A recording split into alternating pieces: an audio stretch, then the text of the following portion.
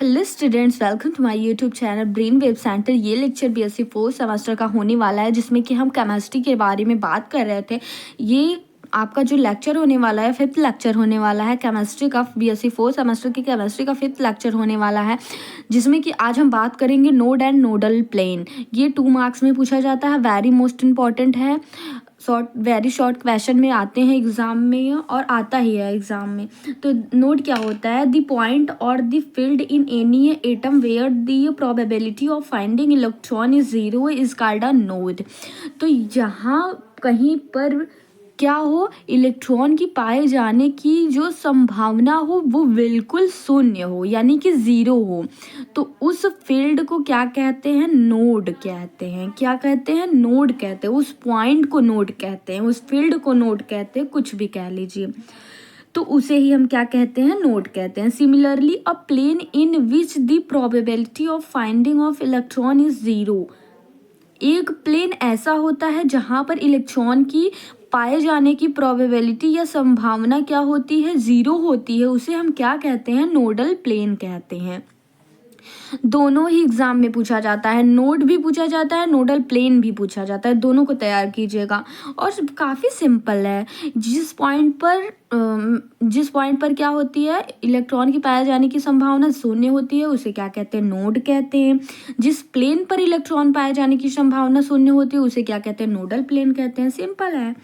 फिर if the value of psi square is zero for both node and nodal plane passes through molecules, okay, sorry nucleus है।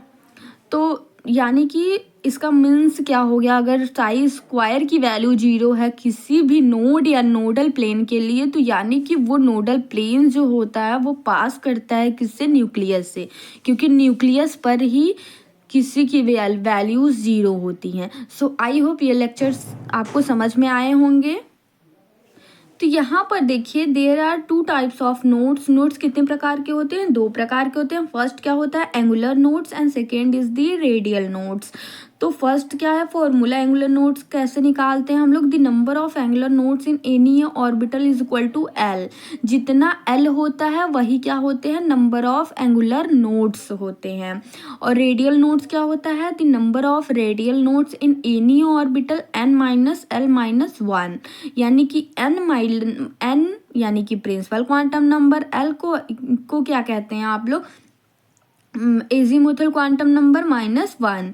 इसको minus करेंगे तो 1, तो n-1 क्या हो जाएगा? टोटल नोड्स हो जाएंगे। ये कैसा नोड्स हो जाएगा? ये आपका रेडिकल नोड्स हो जाएगा। इसको इस तरीके से आप लोग रेडिकल नोड्स को फाइंड आउट करेंगे, देन इस तरीके से आप लोग टोटल नोड्स को फाइंड आउट करेंगे। सो आई होप ये लेक्चर आप लोगों को समझ में आ गया होगा। नोड्स क्या होते हैं, नोडल प्लेन क्या होता है, आप लोगों को काफ़ी अच्छे तरीके से समझ में आया होगा। ये काफ़ी मोस्ट इंपॉर्टेंट है स्टूडेंट्स, तो अभी कभी इसको तैयार कर लीजिएगा, नोट डाउन करते चलिए, साथ के साथ नोट्स बनाते चलिए आप लोग, क्योंकि मैंने हैंड रिटन नोट्स में प्रोवाइड कर रही हूँ आप लोगों को, लेक्चर्स लेकर आ रही हूँ हैंड रिटन नोट्स में।